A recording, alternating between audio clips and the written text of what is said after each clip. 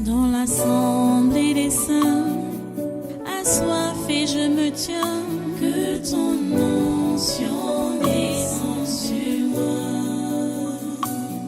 Conscient que mon destin est dans le creux de ta main, que ton onction descende sur moi. Je suis disposé, assoiffé, que ton onction descende sur moi. Je suis disposé, assoiffé, que ton onction descende sur moi.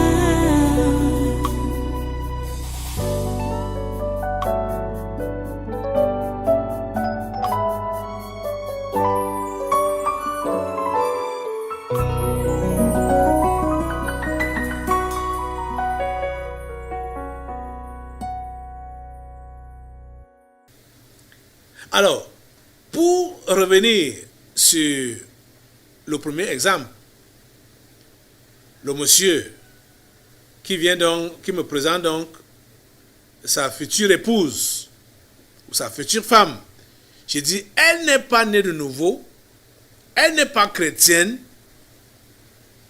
Donc, lui ne comprenait pas. Il n'a pas voulu comprendre, du moins, comme il était déjà engagé, il n'a pas voulu comprendre qu'il fallait arrêter avec cette relation. Le monsieur est allé jusqu'au bout, comme la femme a menti qu'elle va se convertir. Elle se convertissait. Bon. Ils se sont mariés. Mais ça n'a pas mis long. La femme a montré son visage habituel de mondaine, de païenne. Vous voyez, le monsieur est maintenant à la corde au cou. Pas parce qu'il n'avait pas été averti, mais il avait été averti.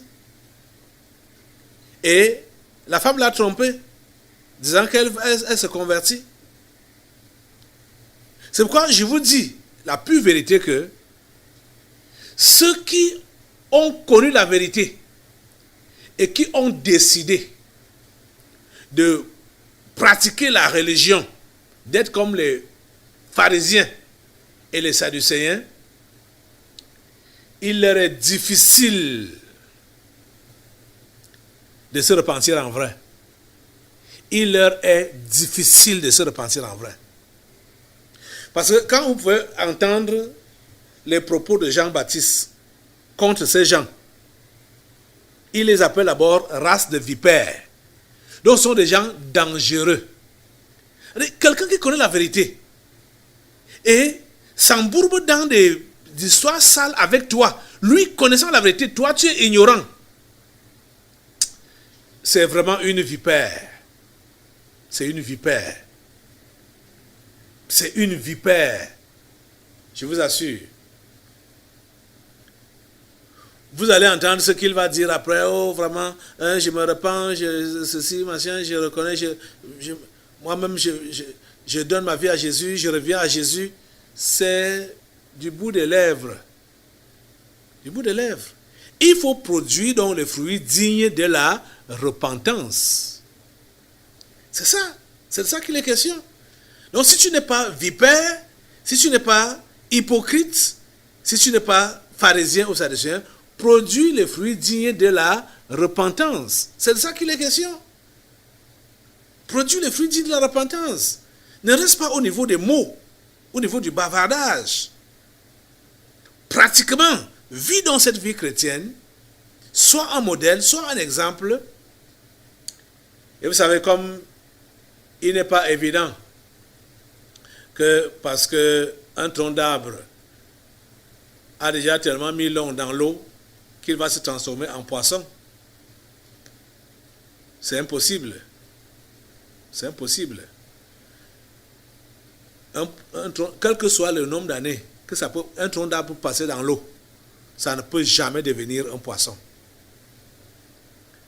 Et le genre de personnes-là se placent donc devant des élus de Dieu.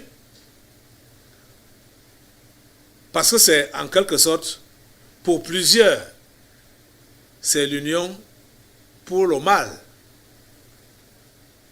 C'est-à-dire, c'est ce maire maléfique-là qui tisse ces unions-là. Union pour le mal. Le lien pour le mal. Vous comprenez ça? Mais ces jeunes gens, les deux couples qu'il y a ici à l'église, les sœurs, les deux sœurs, je ne sais pas pourquoi elles ne veulent pas devenir vraies avec Dieu. Je ne sais pas pourquoi elles ne veulent pas devenir vraies avec Dieu. Parce que, franchement parlant, si leurs maris respectifs ne se convertissent pas ou ne sont pas engagés pour les choses de Dieu, ne s'adonnent pas aux choses de Dieu, la faute, la grande partie de la faute revient à ces femmes-là. Parce qu'elles n'ont pas servi de modèle. Elles n'ont pas encouragé ces gens à la foi. Il faut vraiment une grâce de Dieu spéciale. Il faut que ces gens comprennent que ils ne doivent pas regarder le modèle de leurs épouses, mais savoir que Dieu les a créés et ils doivent se considérer vraiment comme étant seuls et n'ayant affaire qu'avec Dieu seul, sans regarder celle qui est devenue la mère de leurs enfants. Vous êtes en train de comprendre ça? Parce qu'en regardant leur modèle, leur exemple, leur façon de faire, ça ne va pas encourager, ça ne va pas vous encourager dans la foi. Donc, considérez-vous comme si vous parlez, c'est-à-dire, entretenez-vous et adressez-vous, obéissez seulement à ce que Dieu vous dit. Ça a été une erreur que vous n'avez pas initiée parce que vous étiez ignorant. La Bible dit que Dieu, sans tenir compte du temps d'ignorance, appelle tous les hommes à la repentance. Donc, franchement parlant, Dieu ne tient pas compte du temps d'ignorance. Mais quand on sait déjà, quand on est déjà instruit, quand on est déjà informé, on n'a plus droit à la bêtise. On n'a plus droit à l'erreur. C'est de ça qu'il est question. Vous comprenez? Nous tous, nous avons été des ignorants. Nous tous, nous avons été dupes dans le passé. Trompés par la religion, trompés par notre entourage, trompés par la société. Mais quand on est en face de la vérité et qu'on connaît déjà la vérité, on n'est plus tenu pour ignorant. C'est de ça qu'il est question. Et on doit maintenant donc se conformer d'après la vérité qui nous a été révélée. Je vous assure, vous devez connaître la repentance authentique. Quand ces deux sœurs vont se repentir authentiquement, ça va devenir la révolution dans ces foyers. Parce que ce sont des jeunes gens qui ont réellement le cœur pour Dieu, qui sont des choisis de Dieu, des élus de Dieu. Mais le frein qui est dans leur course chrétienne là, c'est le manque de vérité de leur épouse, l'hypocrisie de leur épouse. Donc, si ces deux jeunes dames se repentent en vrai, non, ça va aller. les jeunes gens là vont se convertir et vont s'engager franchement pour les choses de Dieu. Vous avez besoin de la vraie repentance. Vous avez besoin de la vraie repentance. Je vous assure. Donc, ce n'est pas encouragé, ce n'est pas conseillé dans la parole d'aller dans le monde pour aller épouser, aller prendre ta femme ou bien ton mari. C'est pas conseillé. C'est pas conseillé. La Bible ne conseille pas cela. La Bible demande que le mariage doit se faire entre chrétiens. Donc, et tous ces gens-là, qui sont donc soi-disant des rétrogrades, ou les anciens sympathisants de la parole ou de la vérité, et qui partent mettre les gens, d'autres personnes, dans des liens avec eux, c'est des liens maléfiques avec eux.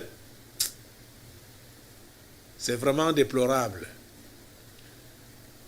Parce que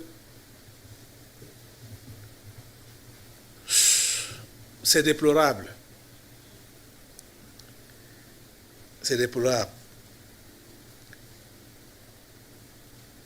La repentance doit être authentique. La conversion doit être authentique.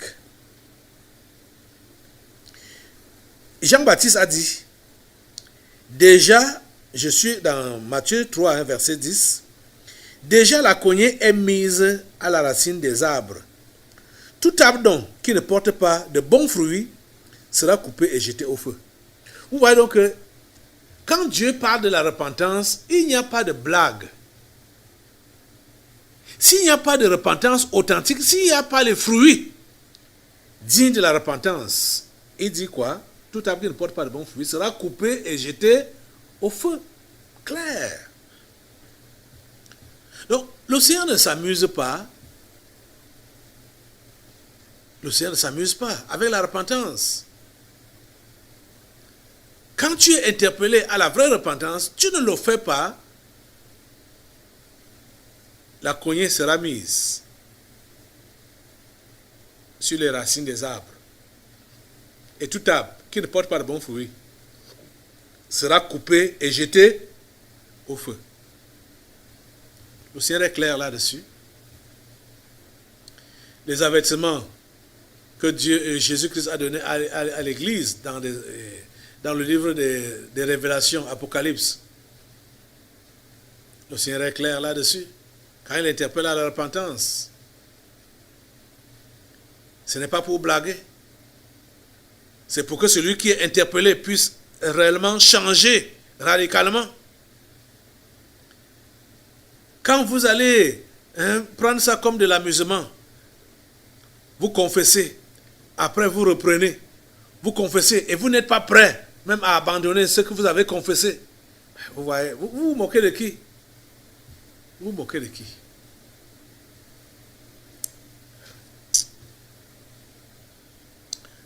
L'autre jour, j'étais en train de vous dire que il y a certains parmi vous là, ceux-là qui ont depuis le monde ont décidé, ou ils sont ambitieux d'avoir une grande vie, une vie pompeuse, une vie de luxe, une vie d'aisance. Quand ils se convertissent, ils peuvent se convertir. Et pour un peu de temps, ça baisse cette ardeur-là de montrer que je suis arrivé, de montrer que je suis quelqu'un. Ça peut baisser, mais quand ça remonte encore, et le Seigneur a envie de te sauver, et comme il a toujours envie de nous sauver, la petite ouverture ou la petite brèche qu'il avait ouverte là, il va rapidement refermer ça pour que tu puisses te tasser, revenir pour que tu puisses t'humilier. Je vais vous lire la confession de quelqu'un. Ici, là. Voici ce qu'il dit. Bon, demande de prière et confession. Bonjour, pasteur. Je vous avais écrit sur mon grand frère qui mène une vie de débauche et qui a un enfant. La mère de l'enfant, elle a mis entre parenthèses un démon. Et l'enfant était à la maison. Ils se sont séparés. Il est rentré avec l'enfant vivre chez son père. Après, il a repris d'autres relations et ramène les filles à la maison pour commettre la fornication. Le bruit du sexe qu'ils font entre dans mes oreilles et je me sens très mal. Toutes ces filles sont malsaines et travaillent dans le sens de l'impudicité contre ma vie au travers de lui. C'est un choix qu'il a fait. Quand je lui disais, pour lui présenter Christ, qu'il y a mieux dans la vie que la débauche et que cette vie ne m'avait pas fait du bien, il m'a dit que c'est parce que tu es faible. Et quand je lui disais que l'impudicité amène en enfer, il m'a dit, c'est que je brûle, non? Donc tout le monde qui fait ça va aller en enfer. Ma prière est que son choix à lui ne m'affecte plus. Il a donné son nom. Je reconnais ma tendance prononcée pour la hauteur. Il dit, je reconnais ma tendance prononcée pour la hauteur, la vantardise et la mélogamie, quoi? Tu voulais dire quoi? La mégalomie, je sais que c'est quoi? Mégalomanie, oui, c'est ça. J'avais décidé avec la fausse pandémie de Covid de m'arracher de dessous la couverture de ma famille et d'atteindre l'autonomie. À cet effet, j'ai initié le projet de vente de jus. Les choses allaient à leur rythme et semblaient promettre. J'ai alors commencé à me vanter de ce que les choses progressent bien, comme je le souhaitais. Les pensées allaient dans le sens de l'implantation d'une entreprise que j'ai appelée King Anorangis, du mélange d'ananas et orange plus King. Donc King Anorangis. J'ai beaucoup bavardé. Maintenant, la machine est en panne. Il n'y a pas d'argent pour réparer. J'ai dilapidé le capital. Le projet est en arrêt. Je demande pardon à Dieu pour cette attitude. Je ne vais plus recommencer. Je désire le rétablissement.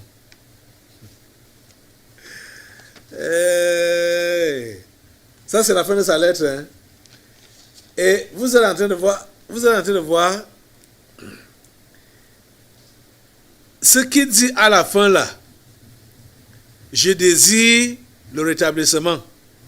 C'est même là l'objectif de sa lettre. Ce n'est même pas pour se repentir. C'est là le désir de sa lettre. Il veut le rétablissement. Et il a dit qu'il a un sens prononcé pour la hauteur. Je reconnais ma tendance prononcée, voilà. Je reconnais ma tendance prononcée pour la hauteur, la vantardise et la mégalomanie. Et il raconte comment il a donc commencé son activité, mais c'est tombé. À la fin, il dit, je demande pardon à Dieu pour cette attitude. Je ne veux plus recommencer. Et pour finir, il dit, je désire le rétablissement. Est-ce que tu as réellement appris la leçon? Evuna, est-ce que tu as vraiment appris la leçon? Ou tu désires maintenant rapidement le rétablissement? Est-ce que tu as appris la leçon? Est-ce que c'est passé? Je ne pense pas que la leçon là est passée. Je ne pense pas que tu as appris la leçon pour demander maintenant le rétablissement, donc le relèvement de tes affaires. Vous êtes en train de comprendre? Non. Ah mon Dieu.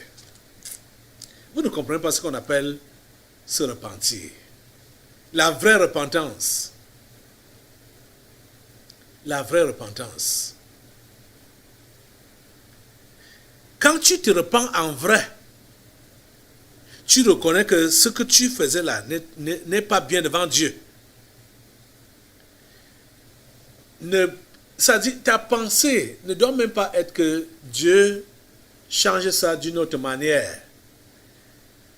Parce qu'en fait, comme on a vu avec la confession de Madame Jock, et j'ai vu même d'autres personnes, même après qu'on ait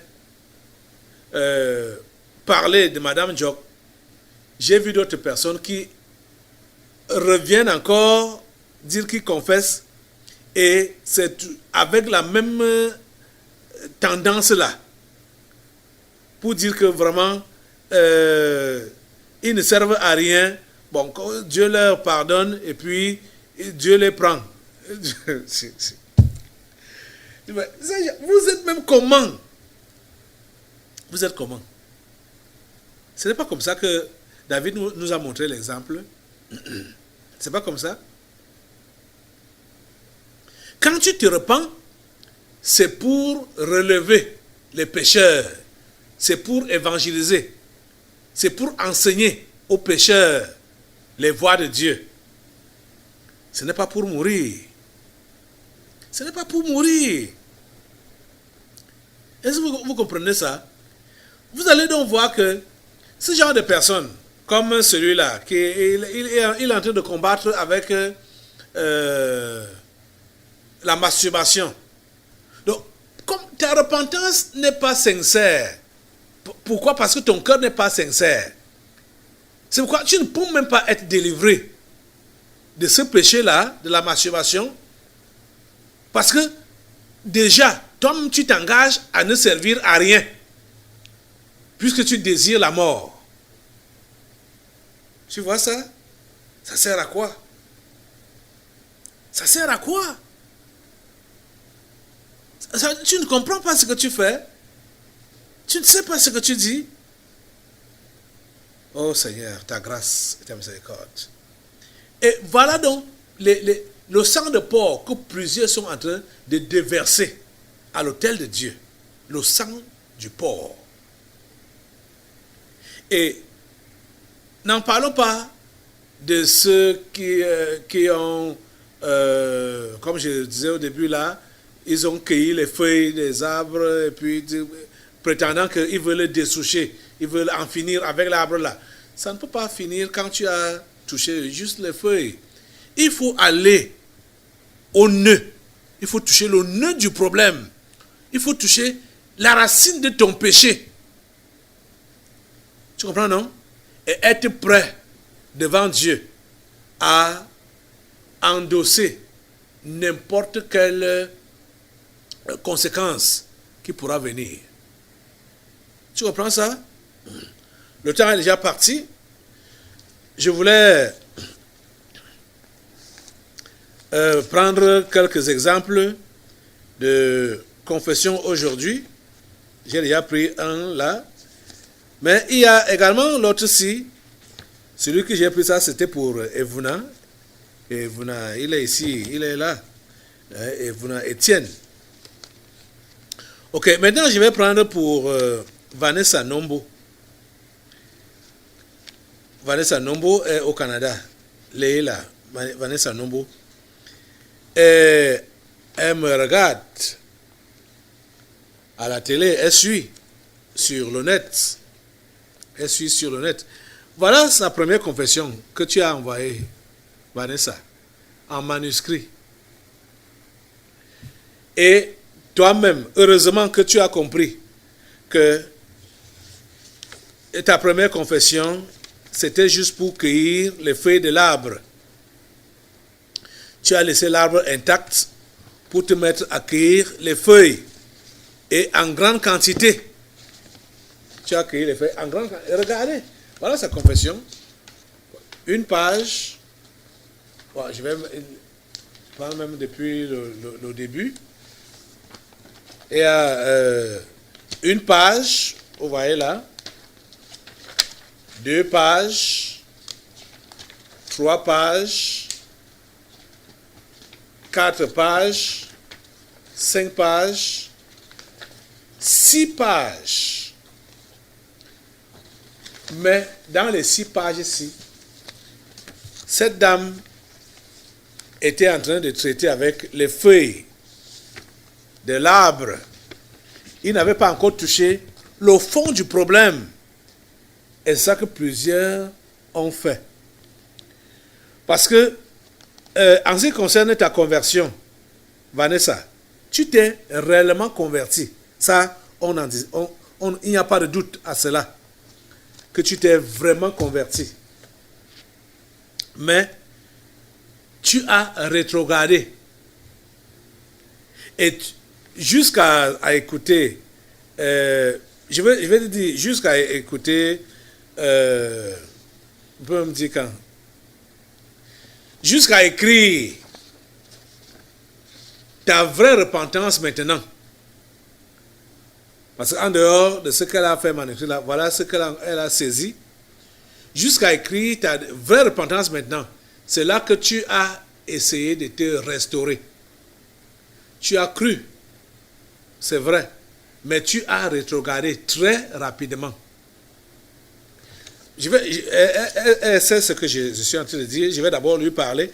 Puisque, quand tu t'es converti, là où tu as échoué, là où tu as rétrogradé, c'est parce que tu n'as pas écouté les conseils de ton pasteur.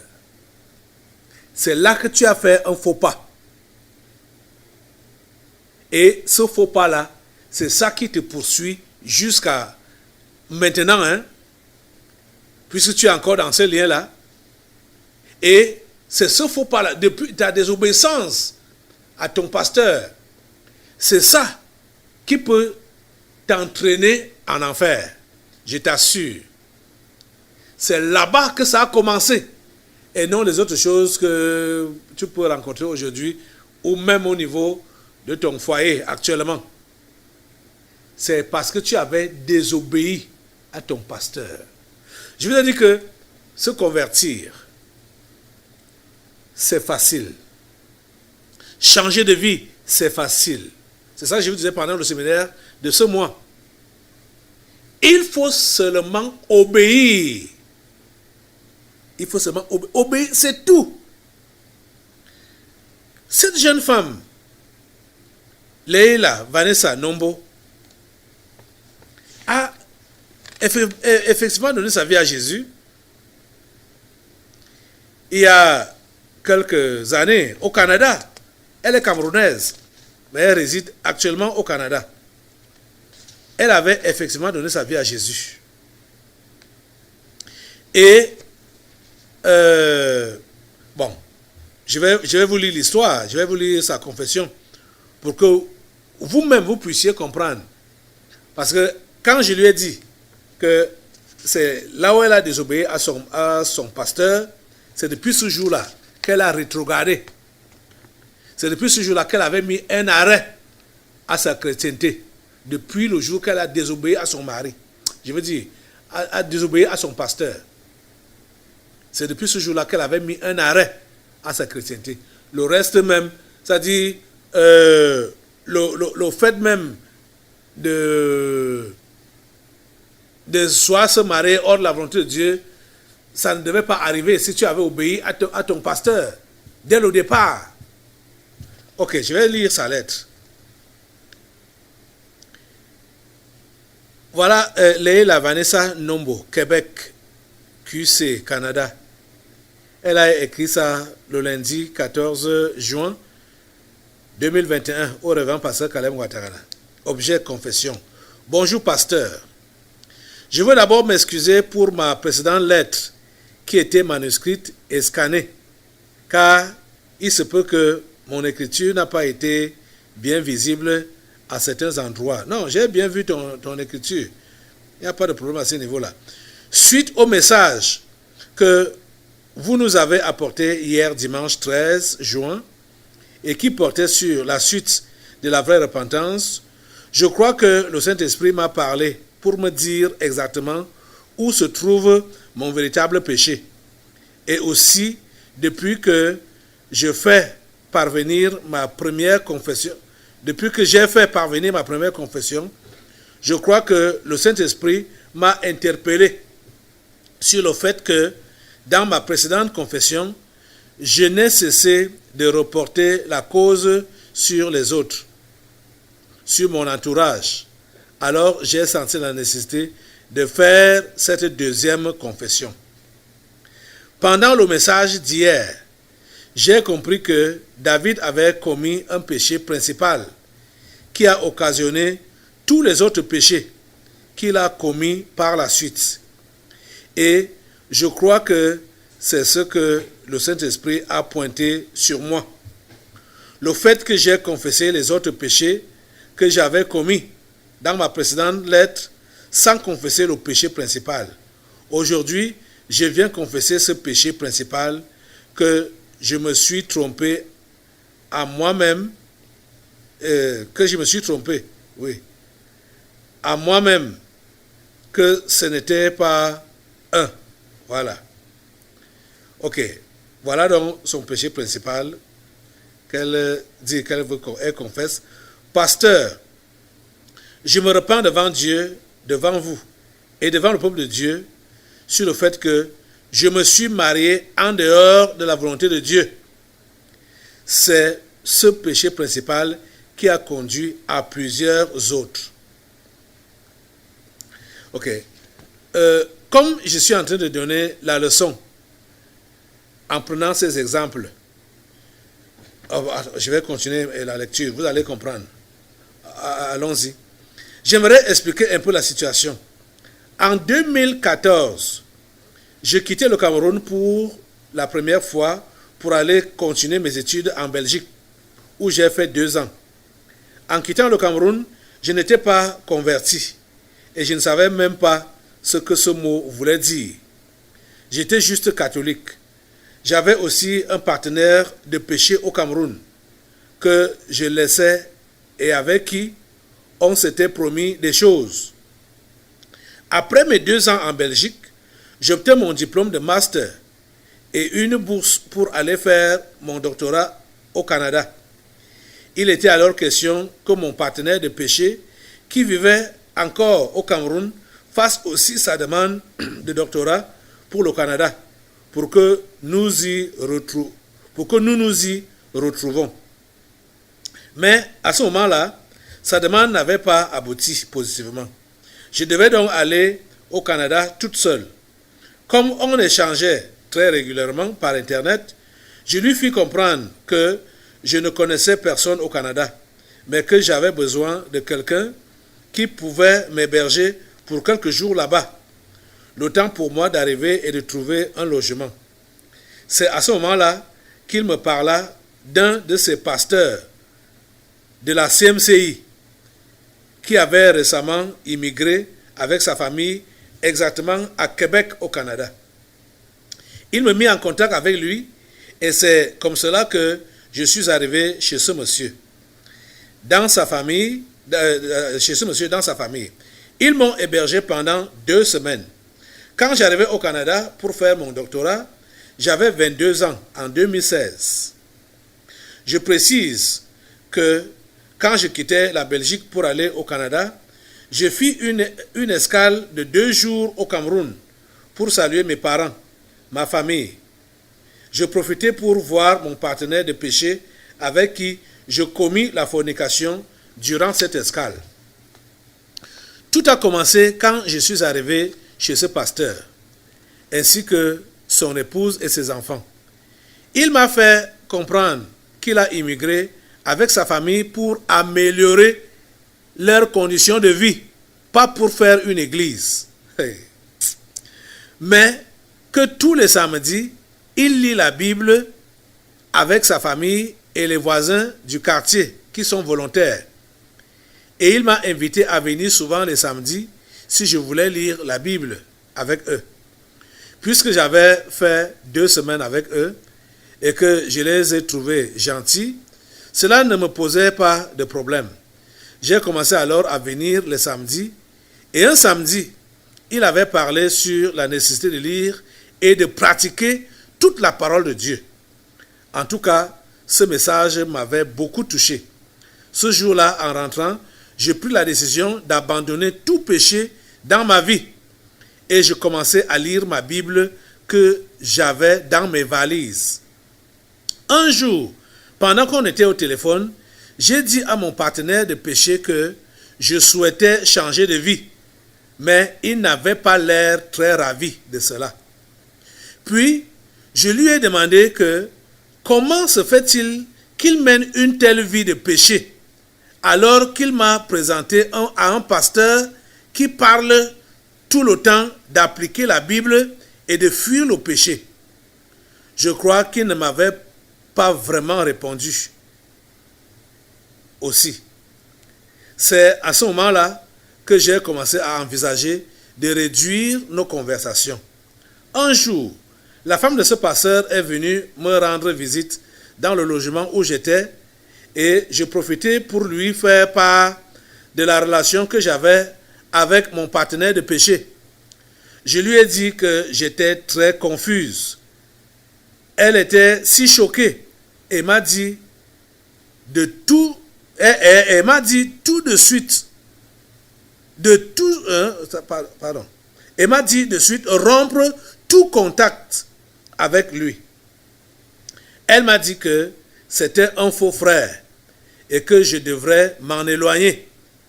Elle a rapporté cela à son mari, le pasteur qui m'a convoqué chez eux et m'a demandé de couper toute relation avec lui et même de changer de numéro. Voilà donc là où cette sœur a péché. Là où ça a commencé. Le pasteur lui a dit de couper toute relation avec lui et même de changer de numéro. Et elle continue en disant, je coupais toute relation avec lui, mais je ne changeais pas de numéro. Vous êtes en train de comprendre? Tu es en train de comprendre? Leila, Vanessa, c'était là ta chute. Tu n'as pas obéi aux instructions qu'on t'a données. C'était là ta chute. Toi, tu as pris l'histoire de ce faux mariage-là comme étant le début de ta chute ou comme étant ta chute. Ce n'est pas là-bas que tu as chuté. Ce n'est même pas là-bas ton péché principal. Ton péché principal n'est pas ce faux mariage. Ton péché principal, c'est la désobéissance. Et la Bible dit que la désobéissance est similaire à la magie et à la sorcellerie. C'est ça que tu as fait. C'est depuis ce jour-ci que tu n'es plus en règle avec Dieu. Quand le pasteur t'a dit, coupe toute relation avec cet homme et change de numéro. Comme tu n'as pas fait ça, c'est là que tu es tombé. C'est là que tu es tombé. Vous êtes en train de voir. Donc, ces gens qui viennent ici, qui viennent remplir ce lieu, ils écoutent le pasteur enseigner, le pasteur, et ils ne mettent pas en pratique pour faire à leur tête. C'est des gens qui n'ont rien à voir avec ce lieu. C'est des gens qui n'ont rien à voir avec Jésus, qui n'ont rien à voir avec Dieu. Dans l'assemblée des saints, assoiffé je me tiens, que ton onction descende sur moi. Conscient que mon destin est dans le creux de ta main, que ton nom onction descend sur moi. Je suis